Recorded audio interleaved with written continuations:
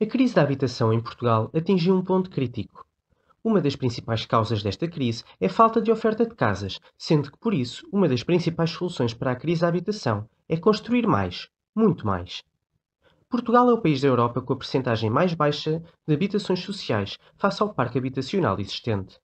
Em Portugal, apenas cerca de 2% das casas estão atualmente destinadas à habitação pública, que é dirigida sobretudo à população mais carenciada, sendo por isso necessário reforçar a oferta deste tipo de habitações. No entanto, resolver os problemas da habitação em Portugal é algo que deverá demorar algum tempo e que se fará lentamente, visto que a construção de habitação nova ou a reafetação de imóveis para a habitação só produz efeitos a longo prazo. Após uma análise aprofundada dos dados estatísticos disponíveis, torna-se evidente que o problema reside na drástica redução da construção de habitação nova, que ocorreu nas últimas 2 décadas. De acordo com dados da Pordata, é possível verificar que no ano 2002 Portugal teve um pico na construção habitacional, sendo que desde então os números caíram de forma alarmante. Após a crise da Troika, que ocorreu há mais de uma década, mais de metade dos construtores civis foram à vida. A subida dos juros ocorrida na altura levou à falência de vários grupos de construção civil em Portugal, visto que quase ninguém tinha dinheiro para comprar casas na altura, nem os bancos emprestavam dinheiro aos construtores para que pudessem construir. Existe, por isso, uma necessidade urgente de aumentar o estoque habitacional em Portugal.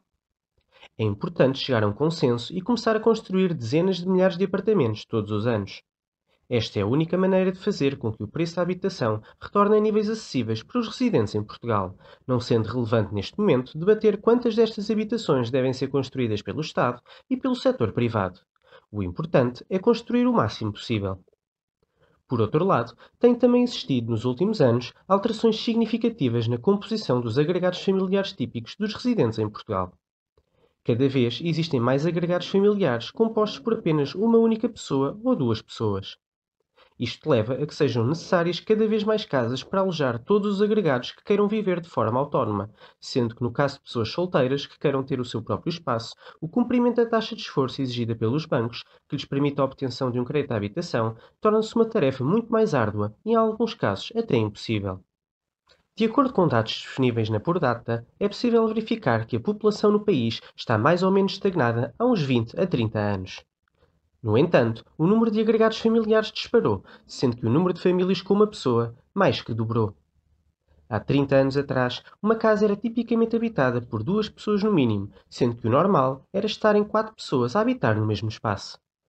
Nos dias de hoje, em face da baixa natalidade que se verifica junto dos jovens portugueses, não faltam pessoas a quererem viver sozinhas ou com os respectivos companheiros na sua casa própria, não tencionando ter muitos filhos ou ter filhos de todo, em muitos casos.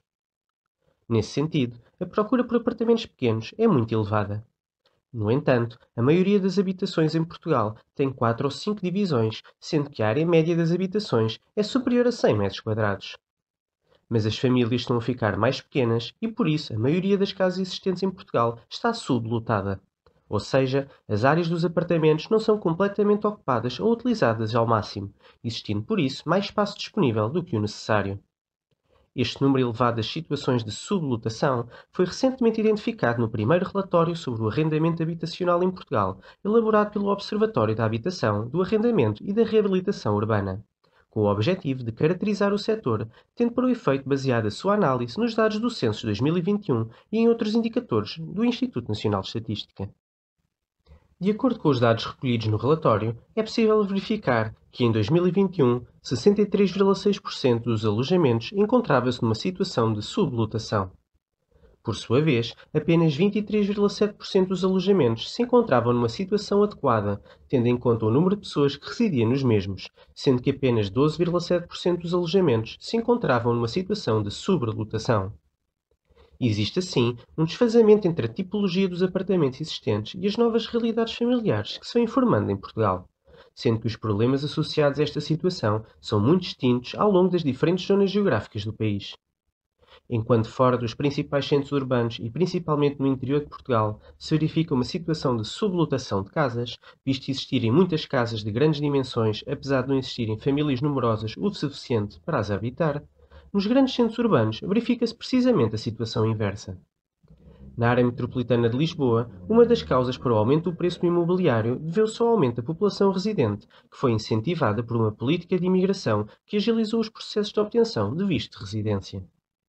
Por outro lado, vários municípios não têm investido em habitação pública nos últimos anos. Esta conjuntura leva a que muitos portugueses e imigrantes com poucos recursos estejam agora a passar por dificuldades, existindo já espalhadas por Lisboa várias habitações onde residem 10 ou 15 pessoas. Os níveis de pobreza estão cada vez mais a ser sentidos em Lisboa, sendo que continuam a surgir relatos na comunicação social de centros de acolhimento sem abrigos, onde chegam cada vez mais pessoas que têm empregos e ganham um salário, mas que ainda assim não conseguem pagar a renda ou a prestação de uma habitação onde possam viver. Também no Algarve, a situação está bastante complicada.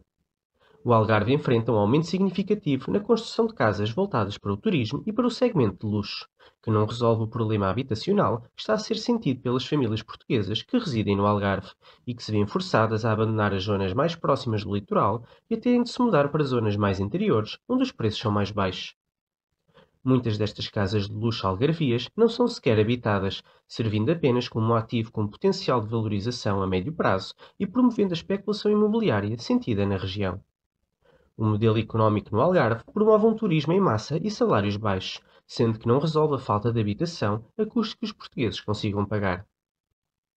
De acordo com notícias recentes divulgadas na comunicação social, o elevado custo das casas no Algarve está a levar mais pessoas a centros de emergência, como por exemplo o Centro de Alojamento de Emergência Social do Algarve. O Centro de Alojamento de Emergência Social do Algarve está a enfrentar uma procura crescente de pessoas que trabalham, mas que não conseguem encontrar casas a preços acessíveis. Isso evidencia uma crise habitacional que está a forçar famílias a terem de lidar com situações extremas, como viver temporariamente em abrigos ou até mesmo a acampar nas praias do Algarve por falta de opções de habitação adequada.